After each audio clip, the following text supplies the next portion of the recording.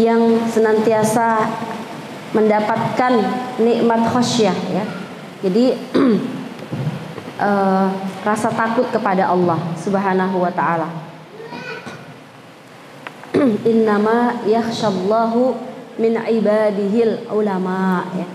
Semoga khasyah ini diturunkan oleh Allah Subhanahu wa taala seiring dengan bertambahnya ilmu yang Allah karuniakan kepada kita semua. Insyaallah berbahagia sekali setelah mungkin ada 6 tahun kalau nggak salah ya, tidak bertemu di majelis langsung offline ya, di Masjid As-Salam ini yang juga penuh kenangan sebenarnya ya, tempat ini ya, daerah Wika, karena adalah tempat-tempat di mana awal-awal saya berdakwah ya, dan alhamdulillah sudah terasa sekali ya hasil-hasilnya insyaallah. Semoga Allah Subhanahu wa taala semakin ya menguatkan langkah-langkah kita untuk tentunya membumikan agama Allah ini, atau setiap orang ya dia bisa merasakan kenikmatan hidayah ya yang sudah ada di hati kita masing-masing. Insyaallah saya hari ini sebenarnya terlalu sayang ya untuk menghilangkan momentum saya ketika pertama kali diizinkan Allah menjejakkan kaki ya di kota Konstantinopel, yang tentunya kota itu adalah kota bersejarah dari sisi akidah ya. Karena itu saya sampaikan di sini adalah perjalanan cinta ya di negeri Konstantinopel gitu ya. Mungkin yang pertama mudah-mudahan lewat cerita ini banyak yang bisa mengambil manfaat ya, karena mungkin masing-masing orang tentunya adalah bagian daripada hamba-hambanya Allah ya. Saya pengennya sebenarnya nanti ada masukan juga dari teman-teman untuk ikut ya, mengomentari atau mungkin memberikan masukannya apa yang bisa didapatkan gitu. Jadi pertama saya waktu itu pertama kali diajak abinya untuk segera berangkat ke Turki itu baru pulang dari ngisi kajian di Berau ya, diundang oleh Ibu Bupati Berau. Pada saat itu saya dalam kondisi hamil besar di 7 bulan, dan itu sebenarnya kehamilan ke-9 ya, karena saya ada keguguran sebelumnya, jadi cukup berat. Dan kehamilan saya itu kehamilan yang ajaib ya kalau saya bilang, karena saya pada saat itu menderita endometrium kalau nggak salah selama 1 tahun lebih, yang dokter kandungan mengatakan ini menuju kanker yang ganas ya, sehingga saya harus senantiasa berobat ya, dan kondisi saya cukup berat. Sampai hari itu saya menghubungi beberapa teman saja ya, dan akhirnya pada saat itu saya ingat sekali saya berobat, dan kemudian pada saat itu dikatakan, ibu coba tes pack dulu, sepertinya ini ada sesuatu yang lain di rahim ibu, tidak seperti biasanya. Maka setelah saya tes pack ternyata saya hamil. Saya tanya sama dokter kandungan itu yang saya selalu ke sana. Qadarullah juga adalah suami dari anggota pengajian di Samarinda. Beliau mengatakan, ya ini mukjizat Tuhan, mukjizat Allah gitu. Sudah nggak ada lagi penyakit ibu ini, dan adanya rahim ibu ada anak lagi gitu ya. Gitu. Jadi kehamilan ke-7 ini sebenarnya spesial. Ya, saya harus rawat, saya harus jaga karena rasa kesyukuran saya kepada Allah. Maka tapi qadarullah ternyata saya harus kata suami saya harus kita berangkat segera, karena penerbangan itu bisa jadi tidak menerima kalau kehamilan sudah di atas 7 bulan ya. Maka malam itu juga saya betul-betul menangis karena baru datang, baru kelelahan. Kemudian saya menangis di malam hari itu, berat sekali rasanya, karena saya waktu itu juga baru meninggalkan yayasan yang baru saya perbaiki orang-orangnya ya, baru bersemangat gitu. Kemudian juga anak-anak itu juga baru masuk sekolah ya, baru settle kembali ya. Betapa berat itu saya curahkan malam itu kepada Allah ya. Apa yang saya lakukan, saya membaca saja Al-Quran. Saya bilang, berikan petunjukmu supaya aku kuat ya Allah. Aku berat sekali menerima ya ajakan suamiku. Mungkin kalau bagi orang-orang ya keluar negeri enak gitu ya, tapi bagi saya tuh tidak seperti itu, karena saya tahu apa nanti yang terjadi gitu ya. Maksudnya apa nanti yang dimaksud oleh suami saya gitu ya. Karena menemani beliau S3 dan kami tahu kondisi segalanya tentang kami ya.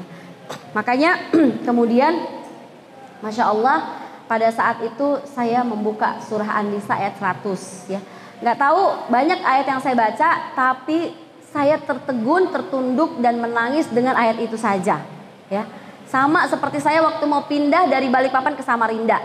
Itu begitu berat, tapi saya dapatkan satu ayat yang buat saya ringan, yaitu manansakh min ayatin aw nunsiha na'ti bi khairin minha aw misliha ya. Tidaklah Allah, jadi sebenarnya ayat itu tentang Al-Qur'an ya, atau hukum. Kalau Allah tidaklah Allah menurunkan satu ayat kecuali Allah turunkan ayat yang lebih baik atau sama baiknya gitu ya. Nah, maka saya dengan itulah saya pindah ke Samarinda dengan meninggalkan segala ya kenangan, segala hal di kota Balikpapan. Dan ternyata alhamdulillah hari ini saya juga masih bisa tetap ke Balikpapan dan bisa tetap juga ke Samarinda. Sama juga dengan ketika ke Turki ya, banyak hal yang saya merasa berat ya. Jadi kemudian ayatnya di surah An-Nisa ayat 100 ya Bu ya. Nah, ini kita tadaburi karena kita pelan-pelan dulu Bu ya, karena ini sayang, maksud saya kita wakfah dulu. Nah, itu pada saat itu saya membaca ayat ini, wa may yuhajir fi sabilillah. Barang siapa yang berhijrah jalan Allah, yajid fil ardi muraghaman katsiratan wasa'ah. Ya, maka mereka akan mendapatkan bumi Allah itu yang luas ya, dan rezeki yang banyak. Ya. Jadi muraghaman katsirah wasa'ah. Wa may yakhruj min baitihi, dan siapa yang keluar dari rumahnya muhajiran ilallahi wa rasuli, dengan niat berhijrah kepada Allah dan Rasulnya, tsumma yudrikhul maut, kemudian ditimpa kepadanya kematian, faqad waqa'a ajruhu 'alallah, dan telah sempurna amalnya di sisi Allah.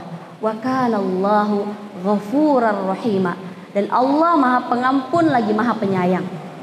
Maka ayat ini mengokohkan jiwa saya. Saya menangis Bu, seperti ayat ini baru saya baca sepanjang hidup saya.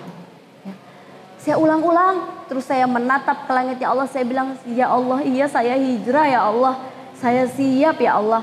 Nah, ini juga berat ya, ketaatan sama suami di saat-saat kita berat. Maksudnya kalau di saat kita lapang enak, tapi kan saya hamil besar, saya tahu apa kondisinya. Saya baru selesai sembuh dari sebuah penyakit yang juga kondisi jiwa saya berat pada saat itu. Ditambah tentunya masing-masing kita punya ujian ya. Juga masih ada ujian-ujian anak saya. Jadi tapi kemudian ayat ini seperti menegakkan seluruh tulang saya. Kemudian saya begitu subuh, saya peluk suami saya bilang, "Iya Mas, kita berangkat sekarang." "Boleh Mas." "Oke. Kamu kok bisa seperti ini?" Karena saya seperti ngambek ya Bu ya, ngambek sama dia. "Kamu cepat sekali gitu ya, cepat sekali." Ini sebenarnya bukan cepat sekali, kan sudah lama aku juga menyampaikan ke kamu, sudah sounding gitu ya. Tapi maksudnya untuk kesiapannya seperti cepat sekali gitu ya. Maka kemudian pada saat itu bilang suami saya, ada beberapa hal yang perlu kita siapkan, jadi kita ke Bandung dulu. Jadi saya ke Bandung. Pada saat itu ketemu dengan beberapa anggota pengajian juga di sana. Saya bilang, saya hijrah Mbak, saya hijrah, doakan saya. Artinya kalau saya bilang sudah saya hijrah, maka saya siap dengan segala konsekuensi kesusahan yang dialami. Kenapa? Karena para sahabat dulu berhijrah, mereka perjalanan dari Mekah ke Madinah ya, itu luar biasa jauhnya. Para sahabat luka-luka kakinya. Bahkan seorang Asma ya binti Abu Bakar ya, dalam kondisi hamil ya Bu ya, dia juga turut dalam panggilan hijrah ya. Maka itulah yang saya kuatkan diri saya. Dan Masya Allah, ternyata saya baru merenungi sekarang, kenapa ayat yang saya tadabbur ini turunnya kok di surah An-Nisa, kok tentang wanita. Saya nggak pilih-pilih surah pada saat itu, buka terserah yang bisa saya kuat. Dan saya baca Quran sebanyak-banyaknya yang saya bisa. Tapi mungkin karena dosa saya yang banyak, cuman dikasih petunjuk di satu potong ayat, tidak di banyak ayat. Itu juga saya sedihkan. Ya. Makanya kemudian ternyata maqasidus suratun Nisa, atau maksud daripada surah An-Nisa ini, beberapa ulama mengatakan adalah suratus sabat alal manhaj. Surah yang diturunkan agar kita kokoh dalam manhaj, dalam keimanan. Ya. Makanya banyak ayat-ayatnya tentang keagungan Allah Subhanahu Wa Taala dan pengokohan tentang Allah dan tentang hujah tentang orang-orang yang mengatakan Allah itu memiliki anak. Itu banyak di surah An-Nisa. Ya. Bahkan dia juga adalah surah tentang Al-Adli, ya, suratul Adlu tentang keadilan, war-rahmah, dan surah kasih sayang, dan khosatun bin nisa, dan khusus kepada wanita. Saya baru mendapatinya setelah saya, Masya Allah, di tahun ketiga saya dimudahkan oleh Allah untuk menghafalkan Al-Quran. Saya baru merasakan ketika menghafal surah An-Nisa, saya bilang betapa Allah itu sayang sama perempuan. Sayang banget. Rasanya tidak sesayang, saya dulunya tidak pernah merasakan surah An-Nisa itu sedemikian dekat dengan saya, ya, kecuali pada saat saya mengulang-ulang surah An-Nisa karena menghafalkannya. Makanya mungkin biar saya nggak lupa, pesan saya memang tidak ada perintah Allah secara langsung untuk menghafal Quran, karena Allah yang langsung menjaganya.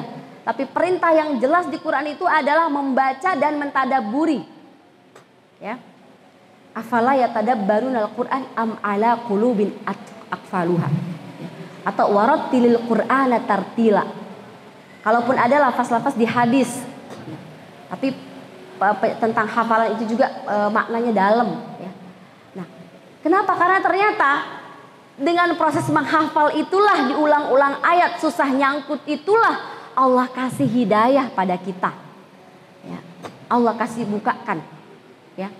Sama kayak kita, kalau baca pesan seorang profesor susah kita memahaminya. Itu setelah kita baca buku referensi lain baru bisa dipahami apa maksud dosen kita. Sama apalagi Allah Subhanahu wa taala yang memang tidak hanya dibutuhkan ilmu tapi juga kejernihan hati, ya. Seperti itu. Nah, jadi ternyata warahmah wal khasatan ma'ad du'afa, dan khususnya kasih sayang kepada orang-orang yang paling lemah, dan wanita adalah miniatur, ya, kondisi di mana jadi perempuan itu kekuatannya justru pada kelemah lembutannya, sisi-sisi lemahnya. Disitulah Allah turunkan kekuatannya, ya. Mungkin kalau kita sering, ya, jangan dilawan suami kita dengan kemarahan juga, tapi, ya, uqtulha bil hubbi, bunuhlah dia dengan rasa cinta, bukan dengan amarah, tapi uqtulha bil hubbi, ya. Bunuhlah dia dengan rasa kasih sayang, rasa cinta, dan itu hanya bisa dilakukan adalah oleh seorang perempuan, ya. Nah, kemudian singkat cerita saya berangkatlah ke kota itu, ya, dan Masya Allah dari jalan-jalannya saja tulisan bahasa Turki itu sudah membuat saya, ya Allah, sampai kapan aku tahu bahasa ini, ya Allah, gitu, ya. Ketemu orang-orang yang Masya Allah seperti tak terbayangkan, tidak ada aku lihat sholat subuh yang banyak itu di mana, gitu, ya. Kemudian banyak hal, ya. Dan kami pindah dari satu apartemen, pertama di sebuah hotel, karena bilang abinya ini agak mahal, kita harus segera berpindahlah di apartemen, ya. Sebuah apartemen, kemudian supaya mengirit lagi, kami pindah lagi ke sebuah rumah untuk 1 bulan. Dan kemudian pada saat pindah di sebuah rumah itu yang 1 bulan, suami saya qadarullah harus mengantarkan ibunya berangkat umroh, ya. Padahal sudah jelang melahirkan. Saya berdoa sama Allah, tinggal sama Sofia yang baru belajar bahasa Turki. Saya nggak kebayang pada saat itu. Tambah saya bawa anak 3 yang kecil-kecil, ya. Jadi pada saat itu ketika tinggal 1 bulan di sebuah rumah, akhirnya saya baru dapat rumah yang bisa disewa untuk 1 tahun, ya. Dan pada saat proses pencarian itu kami juga ada 2 kali kena tipu dengan DP yang sangat besar yang harus saya bisa untuk sewa rumah selama sekitar 1 tahun, itu habis untuk itu tadi, untuk DP karena nggak tahu, ya, seperti itu. Jadi akhirnya di setiap hari doa saya itu adalah Robbi anzilni munzalan mubarakan wa anta khairul munzilin. Dan abinya terus senantiasa sholat subuh berpindah-pindah dari satu masjid ke masjid lain untuk berkenalan dengan orang-orang yang ada di sekitar masjid, ya. Orang-orang di masjid sini, terutama di Masjid Fatih. Jadi memang kami mengambil tempat di Masjid Fatih. Pertama abinya ingin mengambil keberkahan, ya, karena daerah Fatih biar bagaimanapun adalah daerah sejarah, ya. Nah, Masya Allah, pada saat itulah saya bertemu, saya ingat dengan Ala. Ala itu adalah anak salah satu sahabat abinya yang kenalan di masjid, ya, seorang orang dari Mesir yang mereka hijrah ke Turki dikarenakan kondisi politik, ya. Jadi dia berpindah tanpa ibunya, hanya tinggal dengan ayahnya. Ala lah yang menunjukkan saya tempat setoran hafalan, ya.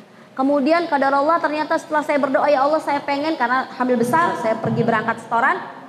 Maka saya pengen, ya Allah rumah saya semoga dekat dengan tempat hafalan. Dan ternyata Masya Allah pada saat kami kontrak rumah yang satu ini, ya, yang rumah keempat ini, ternyata jaraknya begitu dekat dengan tempat setoran hafalan saya. Tapi doa tidak pernah henti, yaitu Robbi anzilni munzalan mubarakan wa anta khairul munzilin. Ya.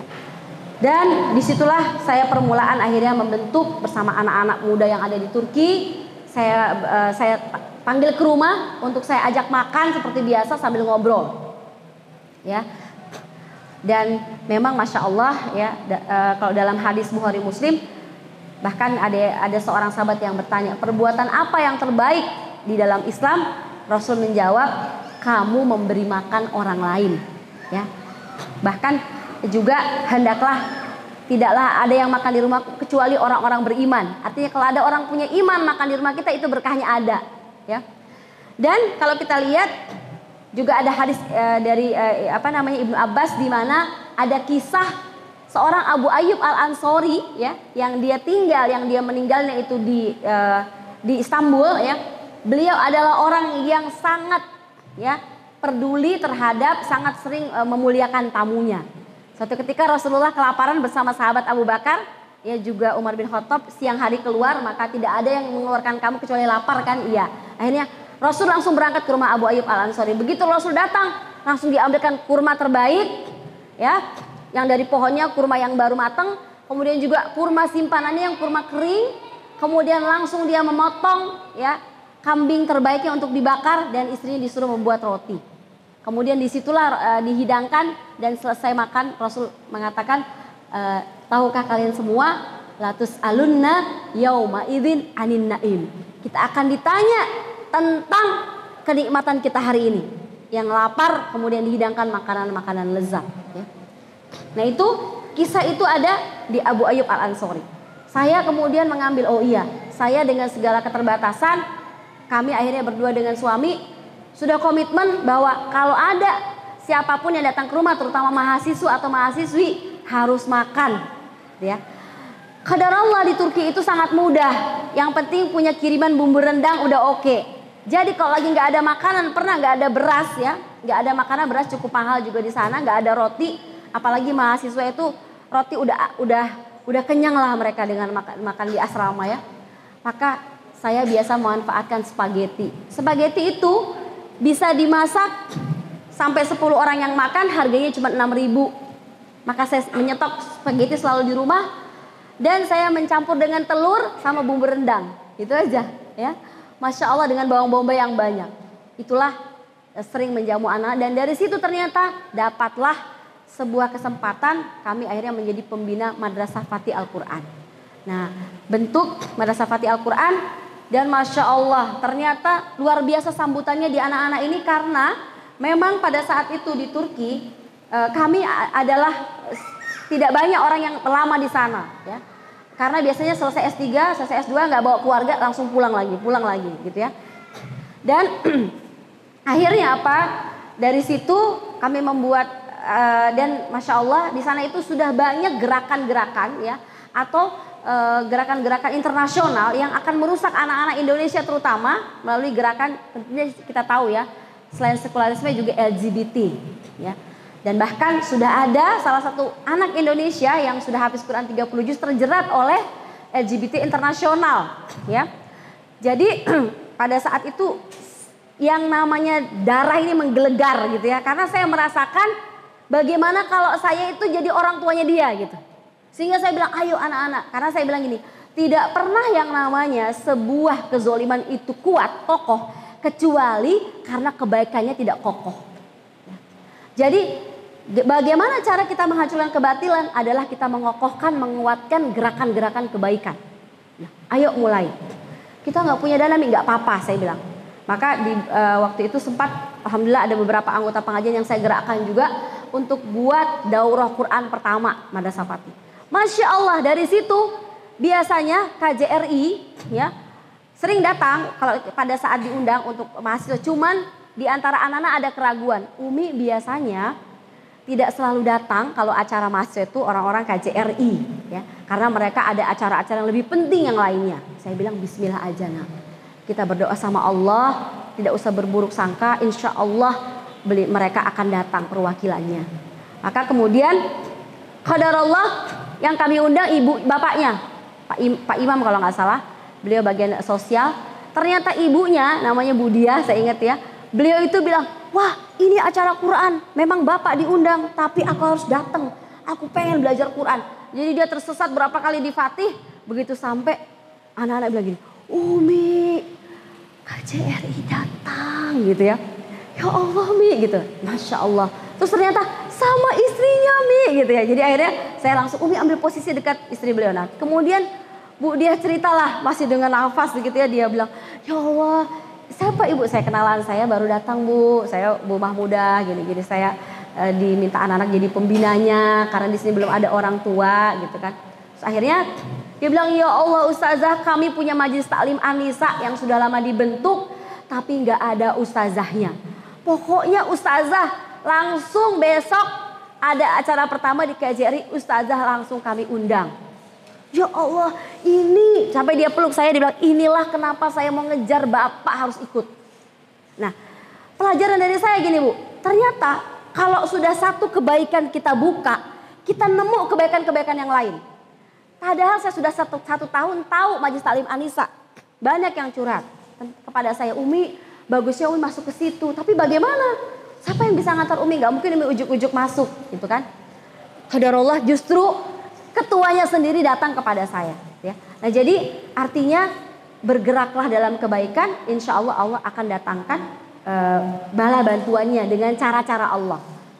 Alhamdulillah hari ini Madrasah Fatih Quraniyah terus berkembang ya dari seluruh Turki dan banyak kegiatan-kegiatan yang mereka buka, bisa juga di follow ya ibu sekalian. Kemudian satu hal lagi yang membuat saya juga menjadi tambah bersemangat karena ada di antara santri-santri kami dari Madrasah Fatih ini yang mereka dengan dakwah mereka di kampus-kampus sekuler ya, mulai banyak dosen-dosennya yang mulai berpuasa ya, kemudian tertarik belajar Islam ya, mau belajar bahasa Quran ya, seperti itu. Masya Allah ya, karena melihat keindahan Al-Quran yang dirasakan ya. Nah kemudian saya juga sempat merenung ya, ada saat-saat dimana saya kekhawatiran, ketakutan gitu ya, tapi saya sering merenung terutama di subuh hari ya. Saya sering merenung begini, ya Allah kenapa ya Allah, tanya sama Allah ya, di usia saya 43 tahun dalam kondisi hamil, anak saya juga masih kecil-kecil, kenapa Engkau kirimkan saya tinggal di kota ini gitu ya. Saya bertanya sama Allah. Maka Masya Allah saya dapat jawabannya dari ada sebuah kajian kalau nggak salah dari seorang pakar sejarah, kok saya lupa namanya tiba-tiba. Jadi beliau mengatakan, Dr. Ragib Sarjani ya, beliau mengatakan bahwasanya kota Konstantinia ya itu disebutkan oleh Rasulullah ya itu 22 kali dalam hadis. Kalau sesuatu keluar dari lisan Rasulullah 22 kali, berarti kota ini bukan kota sederhana. Karena itu wahyu. Berarti ada sesuatu makna di kota ini. Gitu ya. Kemudian yang kedua, itu kan janji Rasul sejak dikatakan la tuftahan al-Konstantinia. Ketika pertama kali disebut kota itu di mulut Rasulullah, seluruh para sahabat, seluruh para tabi'in dan para orang-orang yang mengetahui ya kebenaran Islam, mereka bergerak untuk bagaimana menjadi garda terdepan untuk menerima panggilan Rasulullah. Bahkan kenapa? Karena bagi para sahabat ketika Rasul bilang la tuftahan al-Konstantinia ya sudah akan dibebaskan kota Konstantinia, maka pada saat itulah sebenarnya Konstantinopel sudah takluk. Ya, seperti itu. Mereka sudah meyakini. Kan itu janjinya setelah 825 tahun ya, dari sabda Rasul di perang di perang Ahzab itu sampai terbukanya Konstantinopel sudah 825 tahun. Ya. Dan saya diizinkan Allah juga menyaksikan saat dijadikannya kembali Hagia Sophia sebagai masjid. Ya. Waduh, itu saya nggak bisa keluar, di rumah saja karena menjaga 2 anak saya. Suami saya sudah pamitan, sudah wasiat-wasiat dari pagi karena memang tidak tahu apa yang terjadi nantinya, gitu ya. Ya, jadi, masya Allah. Jadi saya merenung kepada Allah Subhanahu Wa Taala. Dan ternyata yang pertama menerima panggilan ya untuk ketika Rasul mengatakan sesungguhnya nanti ada umatku yang mereka akan berperang di lautan ya menuju kota Romawi, melawan Romawi, mereka berperang di lautan, mereka seperti berada di atas singgasana. Padahal para sahabat tidak pernah mengenal yang namanya kapal karena padang pasir aja. Tapi Rasulullah mengatakan mereka akan berdiri tegak seperti di singgasana raja. Berarti kan mereka menguasai perkapalan dan itu milik Romawi pada saat itu. Dan itu mimpinya Rasulullah pada saat beliau tidur siang di rumahnya Ummu Haram binti Milhan. Dan Ummu Haram binti Milhan 3 kali Rasul bermimpi dan tersenyum. Dia bilang, ya Rasul ikutkan aku di kafilah itu. Rasul mengatakan, ya kamu diantaranya. Dan janji Rasul terbukti. Ummu Haram binti Milhan kalau nggak salah di masa Utsman bin Affan ikut dalam kafilah itu. Dan beliau qadarullah tertabrak ditabrak oleh bagolnya dan meninggal. Tapi sudah mendekati kota Konstantinopel yaitu di Siprus. Kuburan beliau sekarang jadi masjid. Ya. Kuburan Ummu Haram binti Milhan. Dan itu dimuliakan sekali oleh orang-orang di Siprus, terutama orang-orang kaum muslimin. Karena dialah wanita yang pertama kali ya memanggil seruan Rasulullah itu dan minta doa kepada Rasulullah. Insyaallah. Jadi saya juga merenung kenapa seorang perempuan.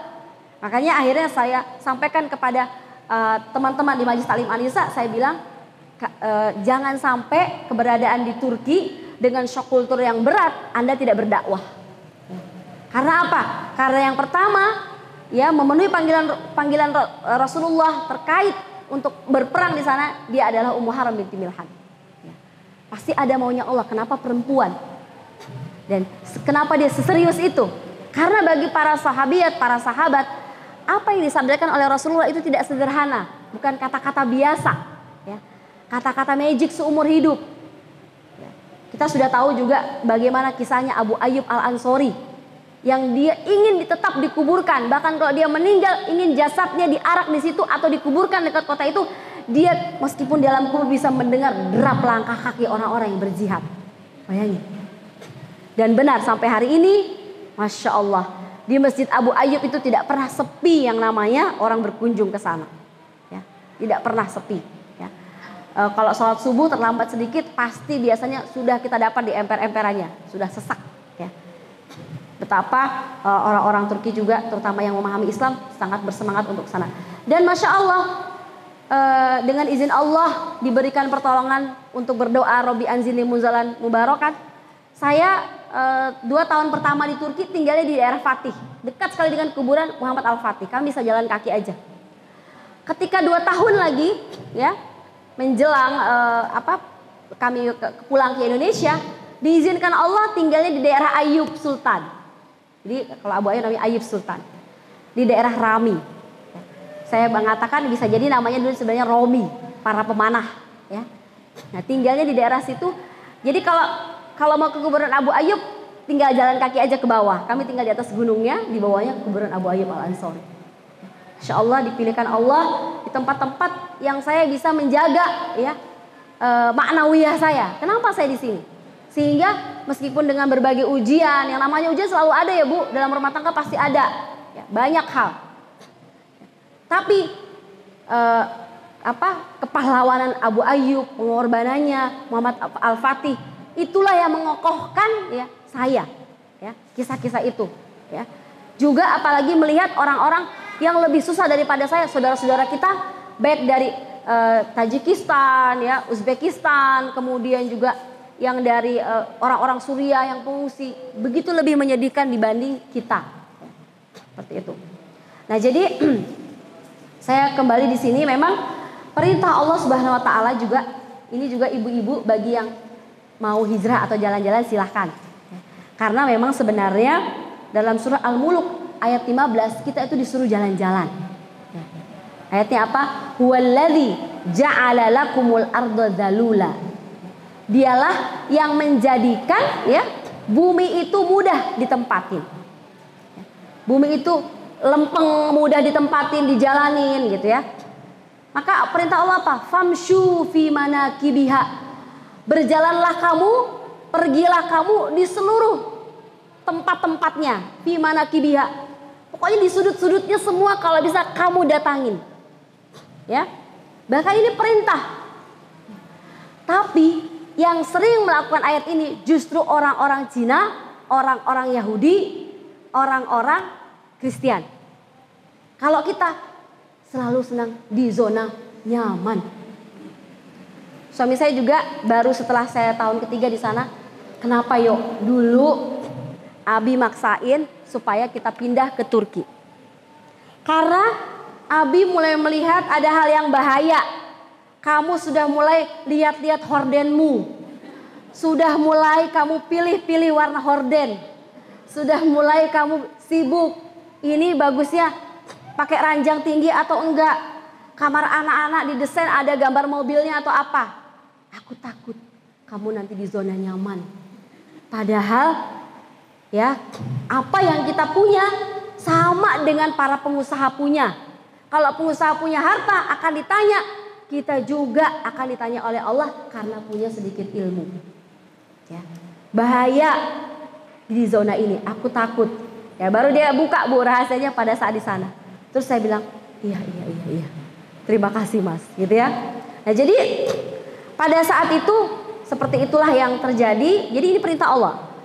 Ibu-ibu boleh menabung. Boleh jalan-jalan silahkan.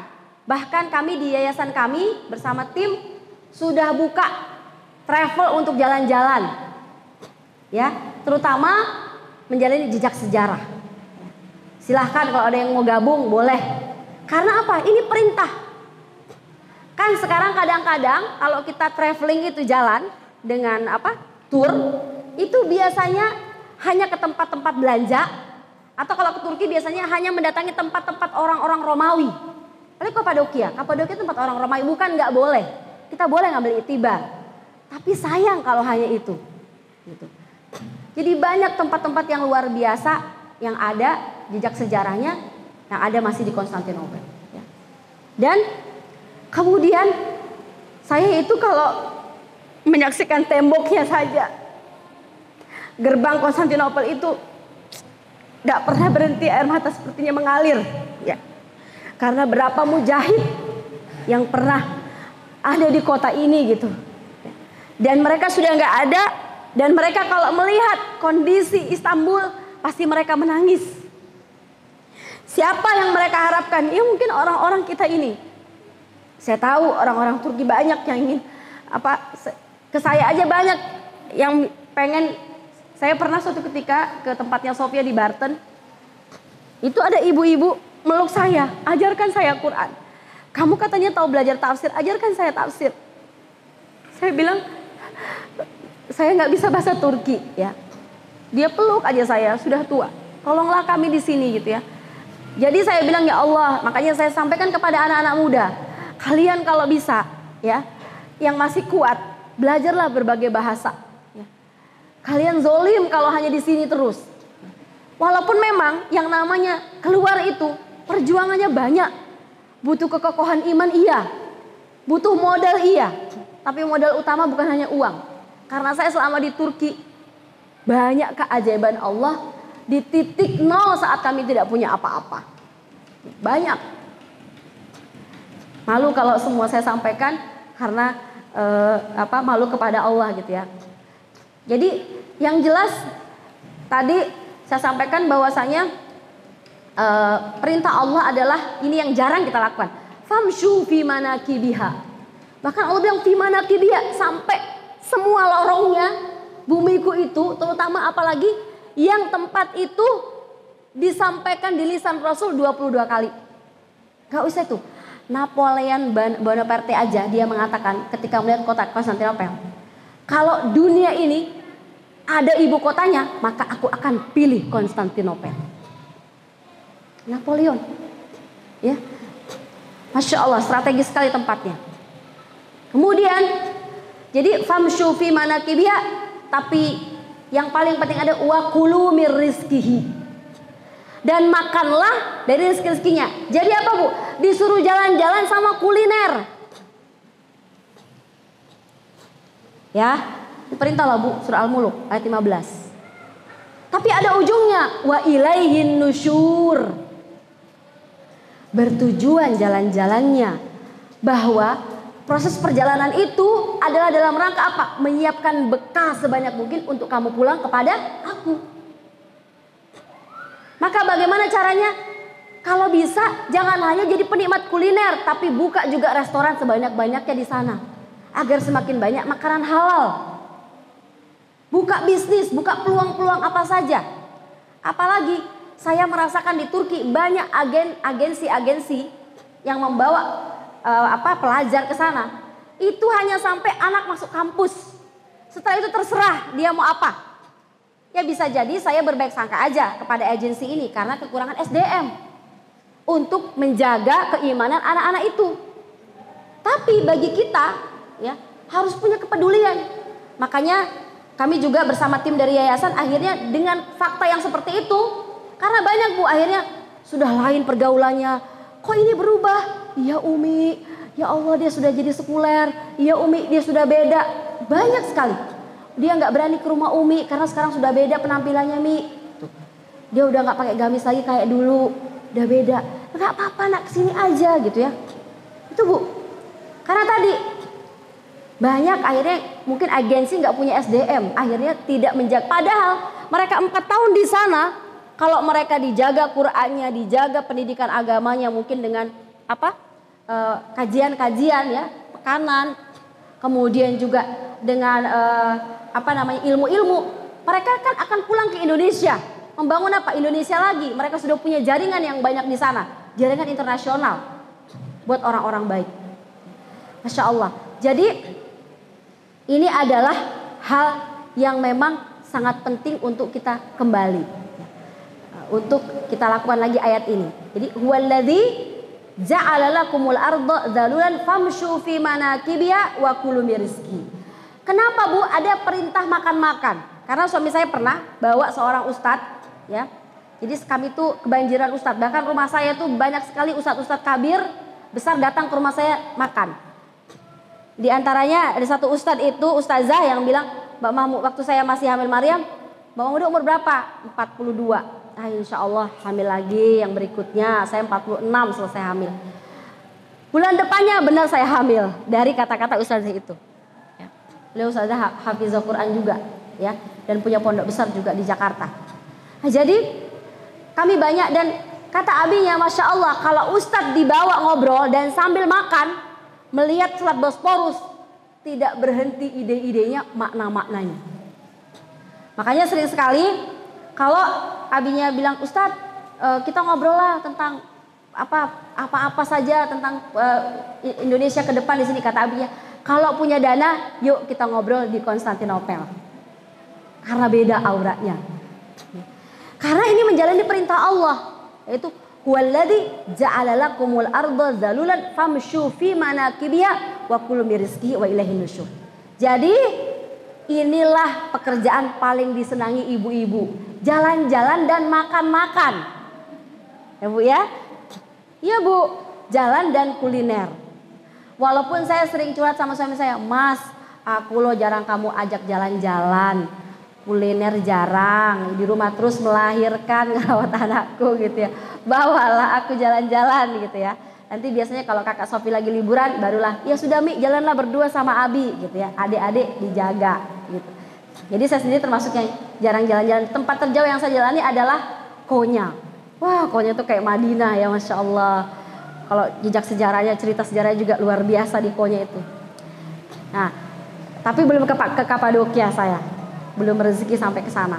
Itu diantara makna. Kemudian yang berikutnya adalah yang saya dapatkan adalah Allah Subhanahu wa taala berfirman ya dalam surah Al-Mulk sama Tabarakalladzi biyadihil mulku wa huwa ala kulli syai'in qadir ya.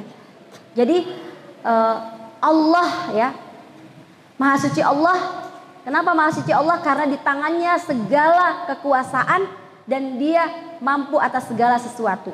Nah, yang menarik setelah ayat itu langsung ayat alladzi khalaqal mauta wal hayata liyabluwakum ayyukum ahsanu amala. Ya. Jadi maknanya adalah ya, sebenarnya ketika setiap sholat kita mengatakan, kenapa diperintahkan Allah untuk pada saat sholat kita mengatakan iyyaka na'budu. Bahwasanya jadi tadi kalau Allah gandengkan antara kekuasaan Allah langsung kalimat liyabluwakum, langsung kalimat ujian. Dan dalam sholat kita diminta oleh Allah untuk membaca iyyaka na'budu. Ya. Syekh Asy-Sya'rawi mengatakan ketika kita mengatakan iyyaka na'budu maknanya hanya kepadamu semata-mata kami menyembah. Di situ maknanya pasti akan ada as-sira, pasti akan ada perlawanan, ujian, ya. Pasti akan ada orang-orang yang tidak suka dengan iyyaka na'budu. Makanya kemudian Allah menyiapkan kata berikutnya yaitu apa? Iyyaka nasta'in ya. Tapi ya iyyaka nasta'innya Allah ini tergantung bagaimana kekuatan kita, fokus kita pada iyyaka na'budu. Kalau iyyaka na'budu kita itu kurang, maka Allah juga tidak akan mendatangkan iyyaka nasta'innya. Jadi gini ya, pertolongan itu akan datang ya sejauh kita merasa lemah. Misalnya gini, ada pasien sakit jantung, ya, jantungnya sudah parah sekali. Ya. Maka para dokter akan fokus ke situ dibanding orang yang luka kakinya, luka tergores, ya, paling panggil perawat aja itu bisa diobatin. Ini biar mudahnya. Ya. Maknanya apa? Karena kondisi orang sakit jantung sangat lemah. Kalau yang cuman kena luka sobekan nggak terlalu lemah. Sehingga tidak butuh pertolongan begitu banyak. Tidak fokus. Ya. Seperti itu juga dalam kehidupan kita terkait dengan Allah. Allah itu akan mendatangkan seluruh pertolongannya saat kita total bergantung hanya pada Allah. Saat kita merasa lemah. Tapi saat kita mengatakan iyyaka na'budu ya Allah. Tapi aku punya ilmu. Aku tahu cara melawan setan. Aku tahu cara melawan dia. Aku punya ilmu ya Allah. Semuanya aku punya. Maka mohon maaf. Kadang-kadang Allah tidak mendatangkan pertolongannya di situ karena kita masih merasa diri kita kuat. Apalagi hati-hati orang-orang yang berilmu sama dengan orang-orang yang punya harta. Karena di Quran itu ada Qarun, tapi jangan lupa Allah juga menggambarkan Bal'am. Bal'am ibnu Ba'urah Allah gambarkan seperti anjing. Dia punya potensi yang sama. Apa dia punya? Dia punya ilmu. Tapi dia merasa gagah, merasa bangga dengan ilmunya. Sehingga apa? Allah menggambarkan intahmil alaihi yalhas famasaluhu kamasalil kalbi. Perumpamaan seperti anjing. Dan Allah gambarkan bukan anjing posisi tidur, bukan anjing posisi makan, tapi anjing posisi lidahnya terjulur. Apa itu? Intahmil alaihi yalhas au tatrukhu yalhas.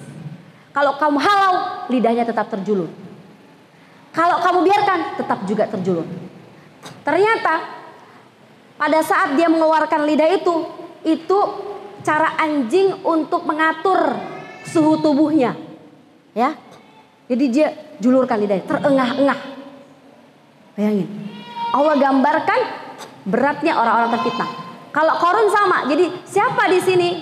Ibu-ibu bahkan ya, kalau kita punya harta biasanya agak susah kita sombong-sombong kecuali kepada sebagian orang.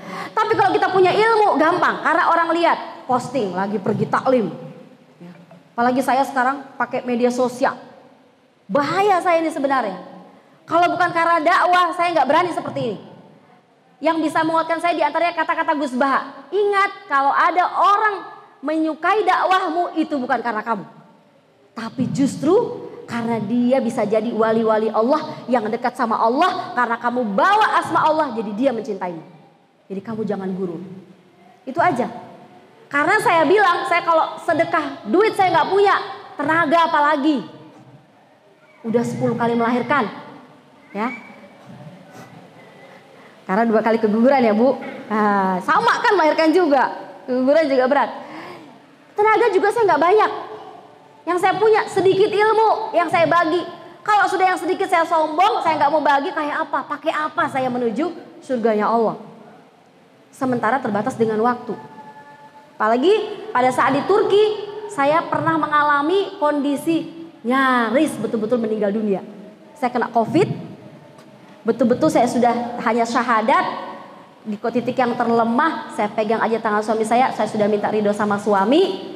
Terus suami saya hanya memasukkan beberapa tetes air, kita berusaha pakai air ini. Ya, kutus hindi itu Bu dimasukkan ke mulut saya, abinya juga lemah dan saya bisa tertidur setelah 5 hari nggak pernah bisa tidur. Terus saya bangun, saya peluk suami saya. Aku masih hidup Mas. Kami berpelukan. Iya deh, kamu masih hidup.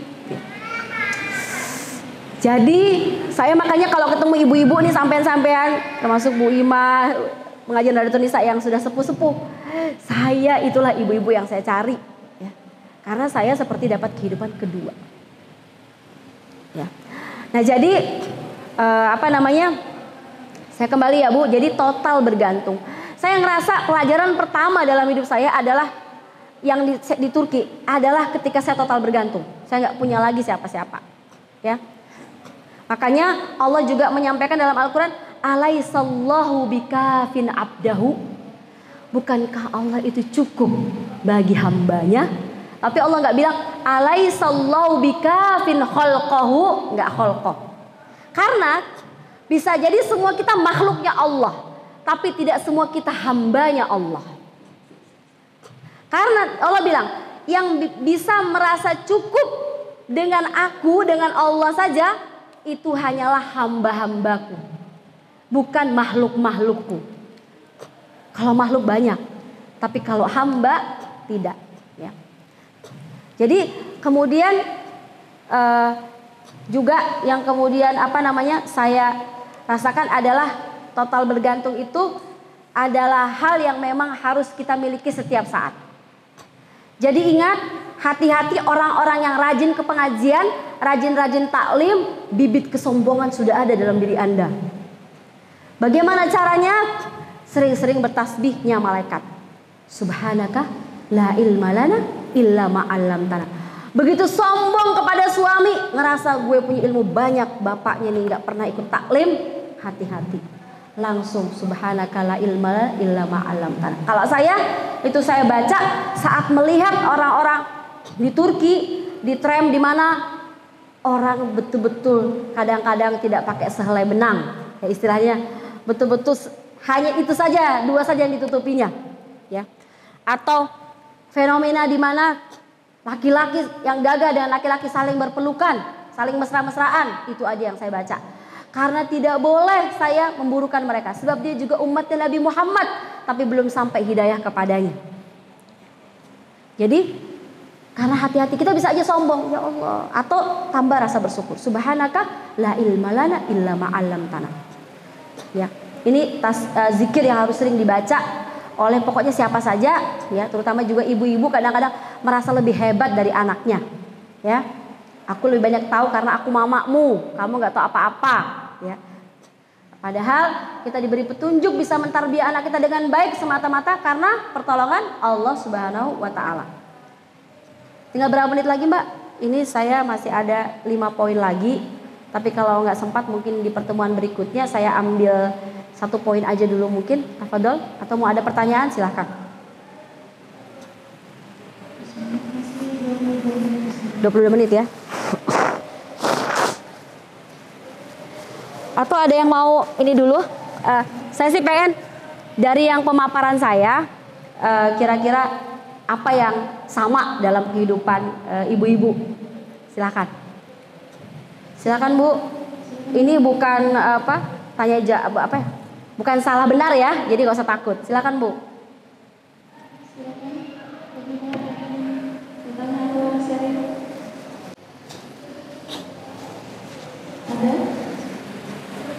Ayo Bu, nggak apa-apa Bu, salah-salah juga nggak apa-apa. Silakan.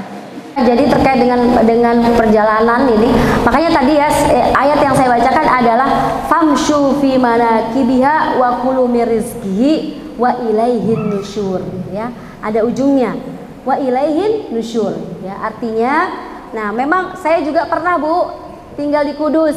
Nah, saya pernah tuh, Bu, diminta disiram-siram apa ini air zam-zam dan sebagainya, banyak juga. Ya, tapi maksud saya di sini maknanya adalah karena itulah kenapa orang-orang yang sudah paham inilah ya kemudian mengisi ruang-ruang itu ya.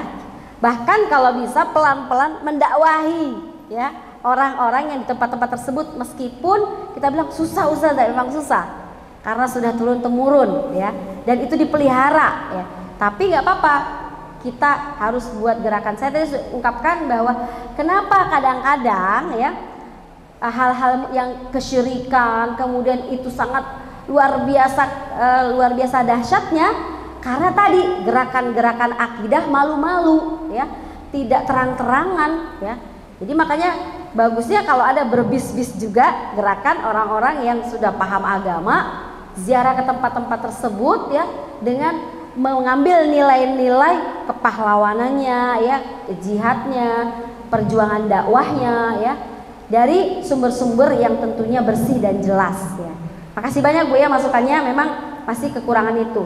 Takutnya nanti kalau kita akhirnya karena takut itu akhirnya kita hindari, makin tumbuh subur lah di sana gitu ya. Kan ketika dua kali kita tolak dan sebagainya, bolehlah dikasih uang, Mbak, sebenarnya nggak seperti itu, ngobrol dulu yuk di sini, misalnya bisa seperti itu. Dan masya Allah, insya Allah hati manusia, setiap manusia itu adalah fitrah ya, adalah suci ya. Dan memang kita diminta in alaika illal balagh, tugasmu hanyalah menyampaikan ya. Jadi untuk urusan hidayah masuk ke dalam jiwa mereka itu adalah kemudian urusan Allah. Tapi tentunya Allah bisa menurunkan hidayah-hidayahnya tentunya atas usaha-usaha dari kita semua yang sama-sama ya untuk tentunya punya keinginan untuk merubah hal itu terutama di negeri kita. Ya, Allah alam bisawab. Ya bagus ya, Bu, pertanyaannya tadi saya ulang ya pertanyaannya. Jadi bagaimana jalan-jalan ke tempat-tempat ya wisata ya seperti Sunan dan sebagainya, tapi di sana banyak hal yang justru ditawarkan dengan hal kesyirikan atau minta doa kepada orang-orang yang sudah mati gitu ya, seperti itu. Nah, itu mungkin jawabannya wallahu alam bishawab. Nah, saya kemudian lanjut ya, Bu. Jadi kalau tadi saya bilang pentingnya total bergantung sama Allah ya, maka sekarang kita akan ambil bahaya bergantung pada kekuatan diri kita. Ya. Jadi insya Allah semua juga sudah tahu Allah kita diminta setiap selesai sholat pagi dan petang untuk berdoa untuk membaca Qul a'udzu birabbin nas dan Qul a'udzu birabbil falaq. Tapi yang mau saya ambil adalah tentang surah An-Nas. Bahkan dikatakan di sini surahnya manusia, tentang manusia. Jadi artinya gini. Dalam surah yang lain Allah berfirman bahwasanya innal insana lafi khusrin ya. Jadi manusia kalau dalam posisi manusia yang belum dapat hidayah, yang belum dapat kekuatan, maka kita posisinya dalam kerugian. Di sini surah An-Nas terkait sekali dengan al-insan, manusia, sisi-sisi kemanusiaan kita ya. Jadi Allah minta ya kepada kita sebagai seorang manusia yang lemah, minta memanggil nama Allah 3 kali. Qul a'udzu birabbin nas. Pertama kita panggil Allah dengan sifat rububiyahnya yang mengatur, mengendalikan kita. Baru kemudian malikin nas yang merupakan menguasai kita. Baru kemudian ilahin nas ya yang merupakan sembahan kita. Minta untuk satu saja ya. Jadi kalau para ulama mengatakan ini hampir diminta dalam satu hari kita baca ayat ini 6 kali ya. Dengan menyebut nama Allah 3 kali setiap kali baca surah ini ya. Nama Allah, sifat Allah ya. Kita panggil untuk kejahatan satu saja, yaitu apa? Min syarri al-waswasil khannas. dari kejahatan bisikan-bisikan yang bersembunyi. Bersembunyi di mana? Bersembunyi dalam jiwa kita. Ya. Nah, karena itu yang justru paling bahaya yang ada pada diri kita adalah diri kita sendiri, ya. Karena itu para salafus soleh dulu sering berdialog dengan anggota tubuh mereka. Di antaranya Umar bin Khattab pernah menarik lidahnya dan bertanya, nanti apa yang akan kamu sampaikan kepada Allah tentang aku? Kamu bersaksi tentang apa tentang aku? Ya. Jadi banyak sekali para sahabat yang berdialog dengan seluruh anggota tubuhnya. Karena memang nanti di akhirat kita akan dikembalikan, ya, sebelum di hari penghisapan itu dengan kita akan bawa diri kita ini. Karena itu memang cara terbaik untuk kita selamat dari azab Allah adalah apakah benar kita mencintai diri kita. Contohnya saja dalam sisi kesehatan. Kita cinta si diri kita, tapi nggak tahan kalau ada gorengan tempe yang anget, ya. Kita sih pengen diet, tapi nggak tahan kalau ada misalnya tahu, ya, atau tahu goreng yang enak banget kemudian pakai sambal cocolnya, ya. Jadi kadang-kadang ya itu baru sifatnya makanan, belum yang lain-lain, ya. Sehingga ujian berat kita itu adalah sesungguhnya yang ada dalam diri kita. Ditambah lagi Allah sudah menggambarkan terkait dengan ayat istijabah. Ya ayyuhalladzina amanu stajibu lillahi walir rasuli idza da'akum lima yuhyikum. Ya. Nah, wahai orang-orang beriman, penuhilah panggilan Allah dan Rasulnya jika dia memanggilmu kepada kehidupan. Makna kehidupan itu adalah jihad, makna pertama, juga dakwah dan juga Al-Qur'an, ya. Tapi menariknya di ayat tentang istijabah panggilan Allah, Allah gambarkan tentang hati kita. Bahwasanya apa? Wa'lamu annallaha yahulu bainal mar'i wa qalbi. Jadi di antara diri kita dan hati kita ada Allah. Diri hati beda, ada Allah di antara itu. Jadi kita tidak menguasai hati kita. Makanya kenapa ada seorang sahabat itu rahimallahu ibnu Rawahah, innahu yuhibbul majlis allati yatabaha bihal malaika. Sungguhnya Allah mencintai Abdullah ibn Rawahah karena sering ngajak temannya, hayya bina nu'minu sa'ah. Ayo kita beriman sebentar.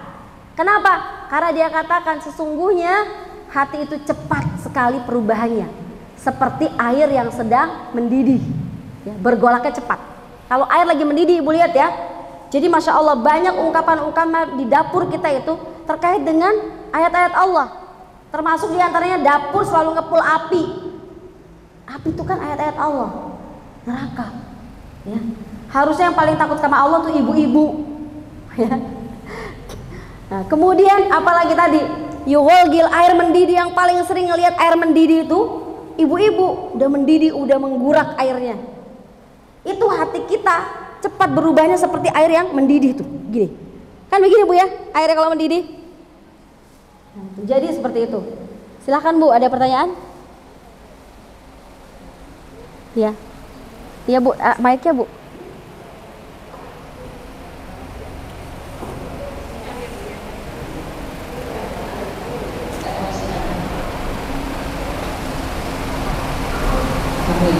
Iya Bu. Saya meneruskan dengan Ibu Fatimah karena sudah saya di sini Syiah memang ada pendidikan itu di samping kafir dari Ibu. Kita sudah Islam semuanya, insya Allah kita Islam. Tapi kalau kita masih belum. Iya betul. Kadang-kadang kita sholat tapi masih ada sesuatu lainnya. Kita sudah puasa tapi kita ada sesuatu lainnya. Itu sudah saya berikan ini. Coba kita berikan contoh satu aja yang lainnya. Yang ada Ustaz berpegang Quran. Jangan main terus kecuali yang sudah ada dasar yang insya Allah kalau kita haji, tahun Quran, itu insya Allah melakukan banyak orang berkenan. Tapi kalau sulit sekali, ya. Kedua, sudah pengajian masih pakai ritual-ritual yang tidak terima. Jadi sebagaimana caranya kalau kita tegur, kalau kita tidak musuhi, kalau kita dengarkan sok indah, disuruh pakai sesuatu, iya. Iya Bu.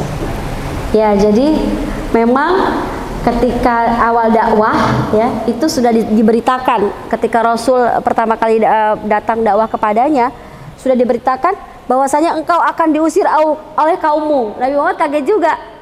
Apakah amukhrijiyya gitu? Apakah aku akan diusir oleh kaumku?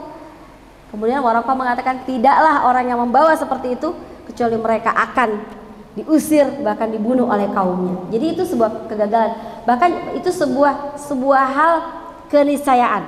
Makanya begini Bu, maksudnya dalam dakwah ini itu yang terpenting adalah kebersihan jiwa kita mau menyampaikan. Pokoknya untuk urusan orang menolak ya itu diserahkan sama Allah, karena Allah mengatakan wa'arid anil jahilin. Ya, kalau kamu sudah menyampaikan, berpalinglah dari orang-orang yang bodoh, gitu ya. Makanya kemudian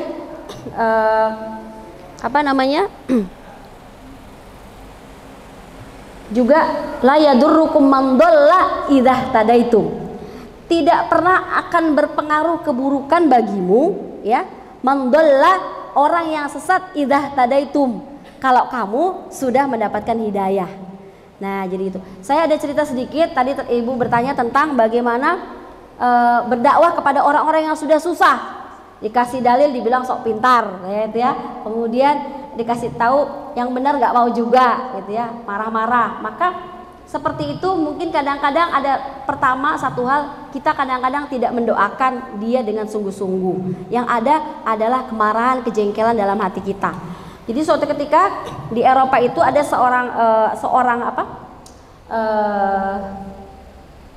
sebuah keluarga rajin berdakwah, ya. Di komplek mereka memang hanya satu, di situ ada orang Muslim, ya. Tapi setiap hari, mungkin ada 3-4 tahun, mereka selalu mengetuk pintunya setiap kali waktu sholat, ya. Orangnya kadang-kadang terganggu, marah-marah juga. Selama dia belum sholat, pokoknya diketuk terus pintunya, diajak sholat. Sampai suatu ketika dia marah lagi, dia buka pintunya, akhirnya orang yang tadi sudah diajak setiap hari itu keluar sama dia pergi sholat. Ternyata Bu, pulang sholat dia bilang apa? Tahu nggak? Tadi tuh aku mau bunuh diri, tapi karena ketukanmu nggak berhenti, gagal terus bunuh diriku, jadi nggak fokus, ketuk lagi, sholat lagi, gitu ya. Udahlah, aku ikuti dulu rencanaku, ikutlah kamu sholat, nanti pulang aku lanjutkan bunuh diriku. Tapi ternyata setelah sholat aku tenang sekali, dan kau telah menyelamatkan hidupku. Tapi Bu, itu tidak tahu panggilan ke 1000 kali. Artinya apa? Justru nilai kita dalam proses mengajak tanpa pernah memberi label kepada orang itu. Susah lah, bodoh lah, nggak usah dilabelin, ya. Karena itu saya bilang gini, ibu-ibu usahakan kita jangan pernah menzolimi orang lain. Kalau kita dizolimi, alhamdulillah itu tempat-tempat istijabah buat berdoa.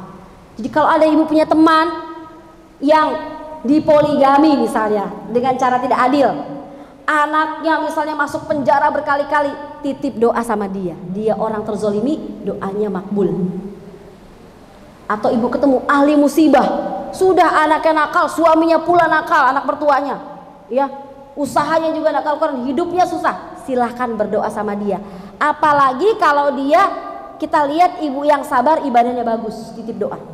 Saya bilang gini, usahakan kalau kita bisa di posisi tidak pernah menzolimi orang, bagus. Kenapa? Juga dalam dakwah, kenapa?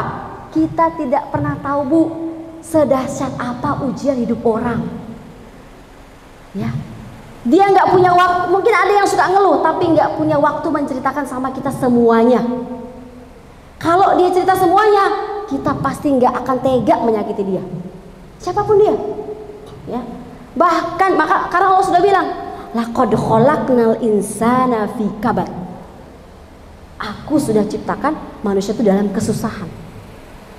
Apalagi kalau dia berhijrah.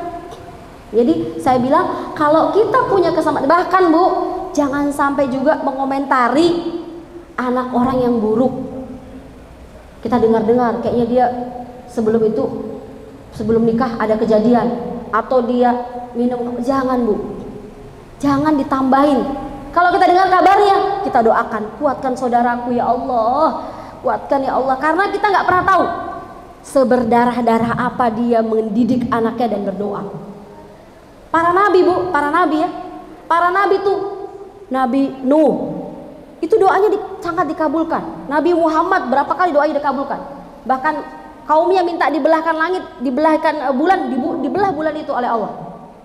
Ketika dia minta. Nabi Isa, ya, Nabi Nuh, saya ambilkan Nabi Nuh sama Nabi Muhammad. Tapi Bu, untuk minta satu doa buat pamannya Allah nggak kasih. Nabi Nuh, apakah pernah disalahkan oleh Allah? Kamu gak bagus didik anakmu. Lihat, carikan ayat yang gak ada, Bu.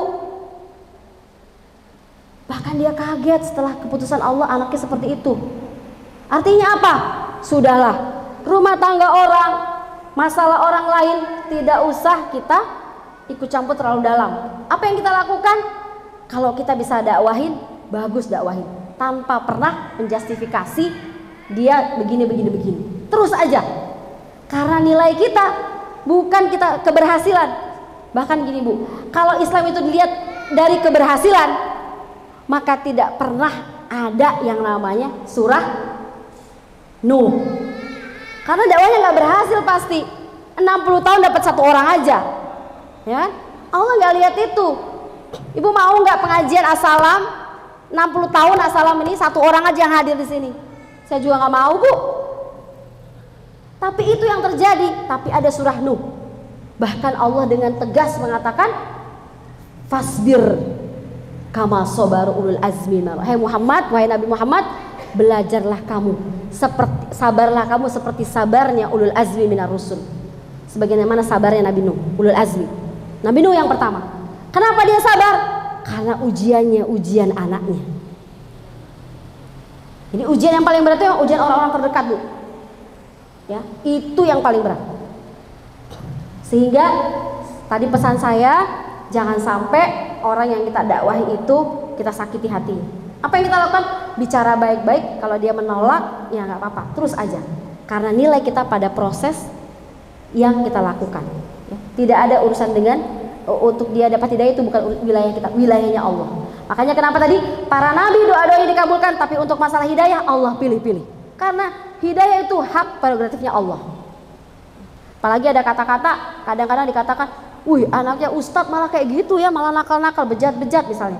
Hati-hati Bu, kita nggak tahu seberapa susah ustadz itu berdoa untuk anak itu. Karena hak hidayah bukan miliknya. Meskipun dia ustadz, meskipun dia punya pondok besar, ya seperti itu. Karena ini wilayahnya wilayah hidayah, wilayahnya Allah Subhanahu wa Ta'ala. Ya.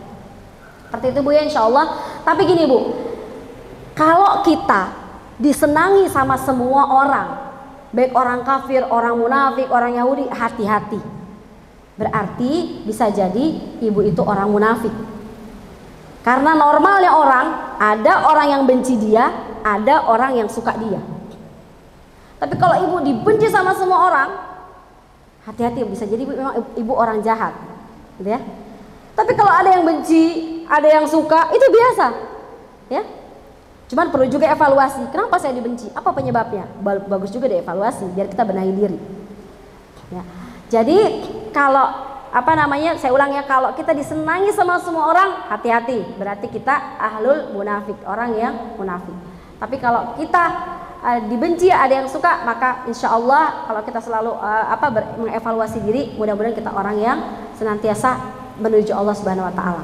Nah kemudian tadi saya ulang, jadi kita perlu menyebut 3 kali nama Allah untuk minta kepada perlindungan satu kejahatan, yaitu kejahatan diri kita.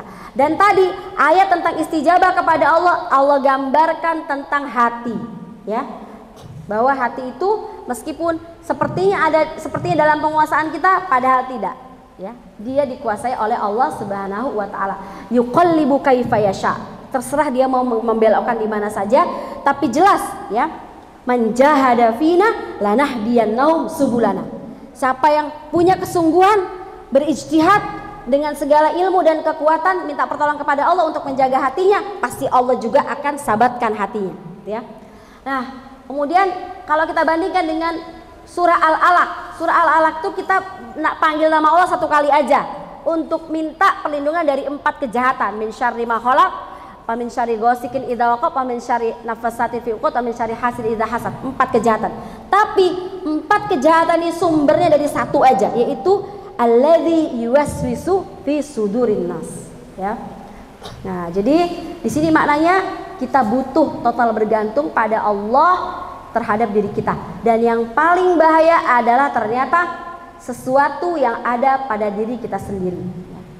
Ini insya Allah nanti mudah-mudahan di pertemuan berikutnya. Jadi Bu, poin terkait dengan refleksi perjalanan cinta saya di Konstantinopel ini ada 3 poin. Tanpa Allah, ini baru satu ya, tanpa Allah kita bukan siapa-siapa ya. Ini baru sampai poin baru sampai muqaddimah ya. Jadi poin satunya yang mau saya bahas adalah bahaya bergantung kepada Allah, baru bagian pertamanya saja. Kedua, ketiganya belum, keempatnya juga belum, dan yang kedua ada pembahasan juga tentang tanpa cinta kita bukan siapa-siapa, dan yang terakhir itu kok saya malah lupa, tanpa cinta kita bukan siapa-siapa, dan kita juga harus senantiasa untuk memiliki cita-cita ya. Mungkin itu dari saya Ibu sekalian, karena masih banyak. Mudah-mudahan Allah berikan kesempatan untuk kita bisa bertemu lagi dan kita bisa merenungi sedikit ya apa yang saya catat dari perjalanan saya selama 4 tahun jelang 5 tahun di Konstantinopel. Dan insya Allah itu kalau ada kebaikan dari Allah, kurang dari saya Bu. Silahkan Bu. Boleh. Assalamualaikum warahmatullahi wabarakatuh. Assalamualaikum warahmatullahi wabarakatuh. Yang saya tanyakan, masalah kafir itu apakah wajib atau rahmat? Oh iya. Iya. Jadi di sini itu jadi gini. Ada beberapa perintah-perintah ya dalam Al-Qur'an itu yang dikuatkan dengan hadis, gitu ya. Seperti sholat, itu seperti kewajiban. Nah, itu jatuhnya memang wajib. Nah, kalau di sini memang perintahnya itu adalah famshu ya. Dan hendaklah kamu. Jadi bukan perintahnya bentuknya seperti anjuran. Famshu fi manakibiha wa kulu, dan makanlah. Jadi di sini maknanya adalah anjuran ya, bukan perintah tegas seperti perintah sholat atau perintah meninggalkan ghibah, meninggalkan riba, itu enggak gitu. Artinya kalau kita punya peluang-peluang ya untuk seperti itu, silahkan gitu ya. Artinya mungkin juga kenapa? Karena kalau saya tadabbur saya gini, hari-hari ini traveling itu begitu mudah ya, ke negeri mana itu begitu mudah kita. Apalagi sekarang kalau ke Turki itu sudah nggak ada visa ya. Dan justru saya lihat ketika kita berdagang di negeri orang ya, jadi saya beberapa teman-teman punya tempat berdagang ya Bu ya di kota Istanbul, itu kafenya dijadikan tempat pengajian, baca Al-Quran. Orang-orang di sana merasa heran, wah ada kafe buat baca Quran gitu ya. Senang mereka ngelihatnya, sesuatu yang baru gitu. Jadi artinya kalau ke sana sekaligus berdakwah gitu. Dan memang yang paling Masya Allah, kita ini kan hari-hari ini yang sangat tertinggal di bidang ekonomi. Makanya saya juga sudah mulai itu kemarin pertemuan dengan alumni yang di Balikpapan, saya di Bandung ketemu, saya bilang silakan buat grup dan tolong jangan sembunyi-sembunyi siapa yang punya usaha. Ya. Karena saya sekarang sudah lihat siapa yang punya usaha, hayo, apa yang bisa dibantu, nggak usah malu-malu, nggak usah sembunyi-sembunyi.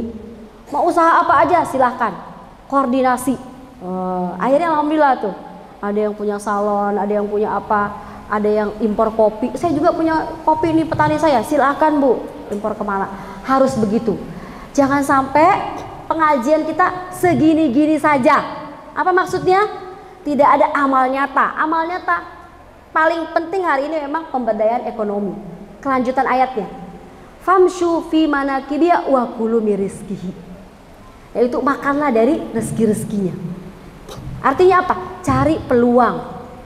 Alhamdulillah di sana suami saya bertemu banyak sekali para pengusaha, bahkan para ahli perkapalan, bahkan juga sudah memproduksi persenjataan ya. Dan tapi mereka adalah orang yang penghafal Al-Quran, lulusan dari Madinah, ya, lulusan dari Bangladesh, ya, lulusan dari Pakistan, gitu ya. Mereka punya visi tapi mereka juga berdagang. Sehingga wah, itu kalau dia bicara tentang Indonesia, tentang Islam ke depan, nggak habis-habisnya, seru, gitu ya, seperti itu. Nah, jadi itulah yang kami dapatkan. Nah, mungkin kalau di Abinya banyak sekali belajar bisnis, berdagang, ya, itu dari di sana. Jadi jalan-jalannya kita punya visi dan misi. Ya. Seperti itu ya Bu ya, yang bisa saya sampaikan, bahwasanya perintahnya adalah anjuran, dan anjurannya itu adalah perintahnya tidak seperti ya perintah sholat dan sebagainya. Artinya diberikan kelapangan, siapa yang punya kelapangan silahkan. Makanya ibu-ibu yang punya anak-anak yang masih muda-muda, ayo kalau bisa dia keluar negeri, karena memang luar negeri itu kita dapatkan anak-anak itu mindsetnya jadi berubah, ya, cara berpikirnya, ketemu dengan berbagai orang, ketemu dengan berbagai kesulitan, ya, ketemu dengan berbagai karakter orang, ya. Kalau sekarang tuh paling bagus Bu, pendidikan itu bukan dengan sterilisasi lagi di pondok gitu, enggak, justru diterjunkan ke lapangan langsung, bertemu langsung dengan kehidupan yang sesungguhnya. Di situ mereka kadang-kadang salah, tapi dengan salah itu mereka mendapatkan pelajaran mahal. Bahkan kadang-kadang mungkin mereka berada di hopeless, dalam kondisi terpuruk, pengen rasa bunuh diri, pengen rasa tidak berharga dan sebagainya. Ada anak-anak kita yang seperti itu, tapi disitulah dia mendapatkan pertolongan Allah dari kejadian-kejadian dalam hidupnya. Saya juga termasuk takut karena 3 anak saya di sana Bu. Sofia itu ngambil psikologi bahasa Turki ya di Barton ya, 7 jam dari Istanbul. Takut saya setiap saat karena dia anak perempuan ya. Tapi sudah takdirnya Allah beginikan. Saya kadang-kadang udahlah kamu kembali ke Samarinda, Umi punya yayasan Umi aja, takut gitu ya. Ya seorang ibu kan begitu. Tapi kata ayah saya, suami saya, inilah kehidupan sesungguhnya. Nanti dia gimana Mas kalau gini-gini, kan itu negeri sekuler dan sebagainya. Ya nggak apa-apa, justru di situ nanti dia salah-salah nggak apa, dia akan kuat dan kokoh. Sama juga dengan Zubair, anak saya SMA itu Bu, tinggalnya di tempat paling sekuler. Masa Erdogan aja baru ada masjid di Izmir tuh. Bayangin kota sebesar Izmir itu baru masa Erdogan ada masjid. Anak saya di kota itu. Dan Imam Hatibnya itu baru ada Imam Hatib internasional yang di situ baru diganti guru-gurunya mulai orang-orang yang sholat. Tadinya sekolahnya aja namanya Imam Hatib, tapi gurunya semuanya buka-buka. Luar biasa juga pergerakan teman-teman yang Masya Allah yang di negara sana, bagaimana mereka merubah itu dari hal yang sekuler kepada Islam pelan. Saya sampai diskusi panjang tuh dengan kepala sekolahnya, aduh bagaimana begini. Dia katakan kita pelan-pelan, semua ada tahapan-tahapannya. Saya tahu kepala kita sama, saya juga ingin menegakkan Islam sama seperti kamu. Tapi kita harus lihat, justru anak-anak belajar dari realita yang ada. Nah, kalau kakak Muhammad, mohon doanya juga di kota Istanbulnya. 3 anak saya. Jadi setiap hari tuh pikiran saya tuh ke sana tuh melayang ya. Maka doa-doa saya apa? Doanya Nabi aku, fasobrun jamil, wallahul musta'anu ala ma tasifun ya. Fasobrun jamil, asallahu ayyatiyani bihim jami'a. Itu aja, 2 itu aja. Kesabaran yang baik ya Allah ya. Semoga sungguhnya fasobrun jamil, wallahul musta'an, Allah maha penolong ya. Allah maha menolong ala tasifun, atas apa yang kau gambarkan. Kalau tadi ayat ini kan terkait dengan penggambaran pengabaran dari saudara-saudara Nabi Yusuf bahwa adiknya dimakan oleh serigala. Kalau untuk saya hari ini penggambaran betapa dahsyatnya kejadian-kejadian yang ada di tempat anak saya sekolah. Ya, fasobrun jamil. Yang kedua apa doa saya? Asallahu ayyatiyani bihim jami'a. Mudah-mudahan saya bisa berkumpul lagi dengan mereka yang sedang menuntut ilmu itu bersama kami lagi di sini. Itu aja 2 itu. Dan Nabi Yakub kan berdoa dengan itu sampai Masya Allah gitu ya. Matanya sembab sampai hampir buta ya. Itu ujian-ujian dari anak-anaknya. Nah, jadi memang itulah diantara tantangan ya kita hari ini, tapi juga peluangnya justru jauh lebih banyak ya kalau anak kita di sana. Ya. Mungkin itu Bu ya, artinya begini, maksud saya kalau ada ibu-ibu punya peluang uang lebih ya atau ya silahkan. Kalau ada peluang-peluang boleh ke Madinah, tapi kalau misalnya peluangnya nggak banyak ya boleh juga ke Turki ya, boleh juga ke negeri lain yang tujuannya sama. Jadi famshu fi manakibiha wa kulu min rizqi wa ilaihin nusyur. Dan ibu yang paling tahu kondisi kualitas anak-anak ibu ya, untuk bisa ditempatkan di tempat-tempat tadi tentunya dengan misi yang besar. Terima kasih, mungkin itu jawaban dari saya terakhir, dan terima kasih atas kesabaran ibu-ibu mendengarkan pemaparan saya. Dan Masya Allah, kalau ada yang bilang Ustazah yang sabar, enggak, justru ibulah yang paling sabar karena hampir 1,5 jam mendengarkan suara saya. Masya Allah. Mungkin itu kita tutup ya Bu. Iya, masih ada waktu untuk doa, masih ya. Oke Bu, silakan Ibu hadirkan hajat-hajat Ibu, hajat-hajat kaum muslimin, orang-orang yang Ibu dakwahi pengen dapat hidayah, suami Ibu, anak-anak Ibu yang belum lurus jalan-jalannya, silakan hadirkan semua. Mudah-mudahan Allah mengijabahi juga tentunya hajat umat Islam sedunia dan hajat kita di Indonesia untuk Allah rezekikan kepada kita pemimpin yang adil, yang menyayangi kaum muslimin. Ala hadhihi niyah. A'udzu billahi minasy syaithanir rajim. Bismillahirrahmanirrahim. Alhamdulillahi rabbil alamin. Ar-Rahmanir Rahim. Maliki yaumiddin. Iyyaka na'budu wa iyyaka nasta'in. Ihdinas siratal mustaqim. Ihdinas siratal mustaqim. Ihdinas siratal mustaqim.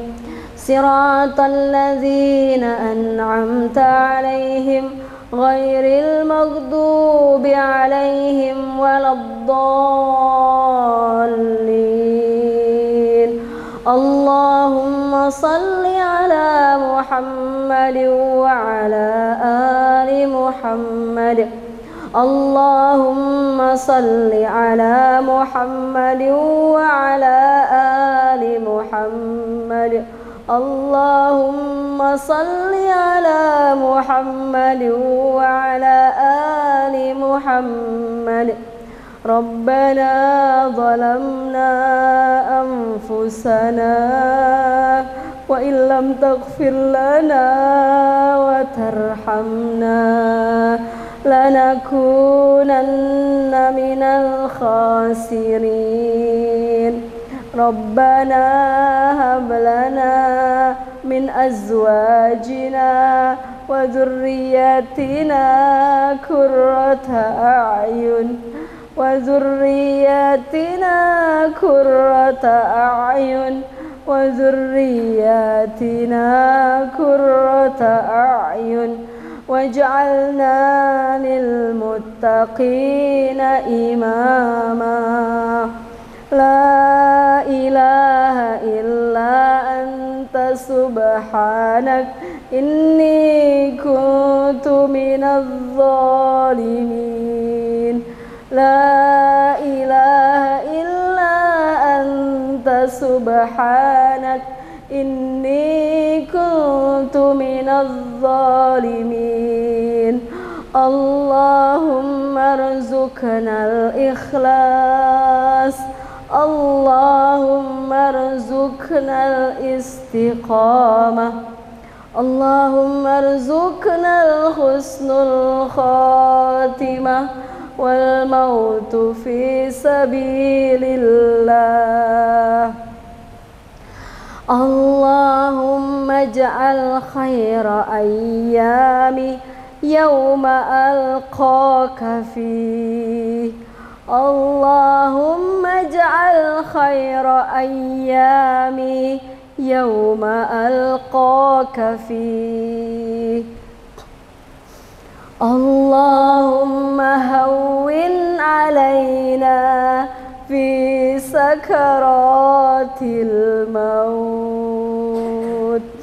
اللهم هون علينا في سكرات الموت والنجاة من النار والعفو عند الحساب رب إني مسني الضر وأنت أرحم الراحمين رب إني مسني الضر وأنت أرحم الراحمين رب لم أنزلت إلي من خير فقير رب لم أنزلت إلي من خير فقير اللهم اجعلنا من أهل القرآن وخاصته يا مقلب القلوب ثبت قلوبنا على دينك وعلى طاعتك رب اجعلني مقيم الصلاة ومن ذريتي ربنا وتقبل دعاء رب اجعلني مقيم الصلاة ومن ذريتي ربنا وتقبل دعاء يا مقلب القلوب ثبت قلوبنا على دينك وعلى طاعتك اللهم انصر الإسلام والمسلمين اللهم أعز الإسلام والمسلمين اللهم احررنا المسجد الأقصى وارزقنا صلاة فيه اللهم اغفر للمسلمين والمسلمات الأحياء منهم والأموات ويا قاضي الحاجات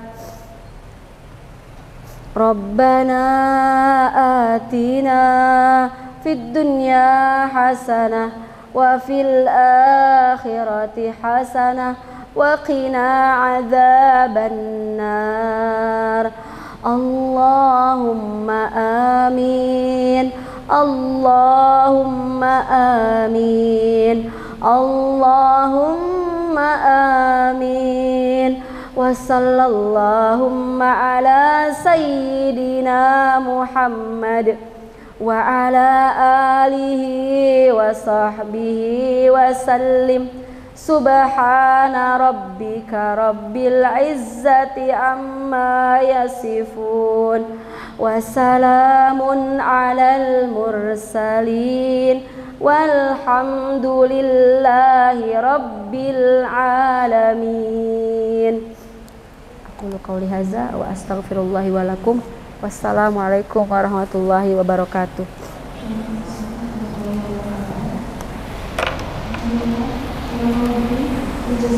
kasih.